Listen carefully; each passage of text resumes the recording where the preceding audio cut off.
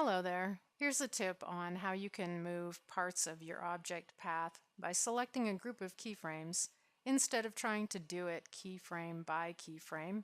Here's what I mean. I have a ball that bounces a little bit and ends up in this right-hand corner. So it's bouncing along in the grass, but near the end, it actually hits the bottom of the stage area, which sometimes doesn't look so good. It takes away the illusion of the environment that's been created. Okay, so it can be kind of a pain to go keyframe by keyframe and make whatever little adjustments to the path because it can mess up what you have going on in terms of the smooth transition occurring over time. So here's something to try. Right now what I can see is that the ball starts to get too close to that baseline right here in the timeline. I'm going to select everything starting at that point, and I do have my scrub bar right over top of that first of the group of keyframes. In the tools, I'll choose Transform Layer, and up here in the position, I'm going to look at the Y figure. The reason why I'm looking at Y is because I want everything from this point on to the end to move upwards. Okay, and this is Y, okay, vertical. X is the horizontal plane. So I'm going to look at Y.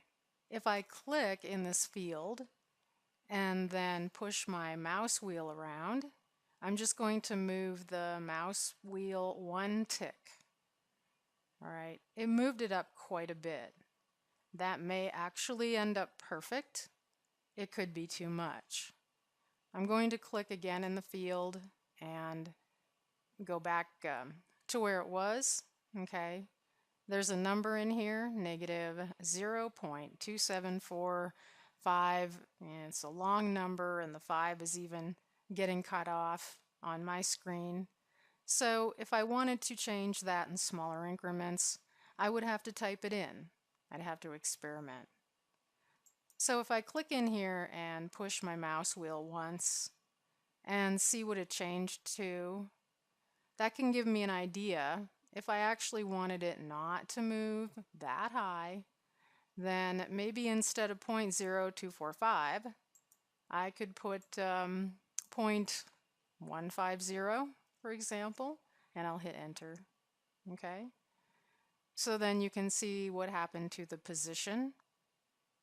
Let me do Control Z, and I'll play that out one more time over again, because you end up having to look at two things, the box here next to Y and also the little ball. But so let me push my mouse wheel again back to the position it started. That was 0.2745, right? So if I change this to 0.150, hit enter, then that's a good place that I want my ball to stop at. I can test it. It's no longer hovering real low right up against the edge of the stage, right at the baseline. Now, obviously, results are going to vary depending on what your path looks like, depending on where your keyframes are, which ones you try to select as a group. All right, let me just say that I select these three right here. Starting at the first one, go up to Transform Layer. Again, I'll work with the Y position and do one tick on my mouse wheel. Okay, so it moved those three keyframe positions upward, and I'll just play this out. All right, so it made another little change that may not have been as desirable. So it's something to try out, something to experiment with. It could be helpful for you. Okay, and just email me if you have any questions.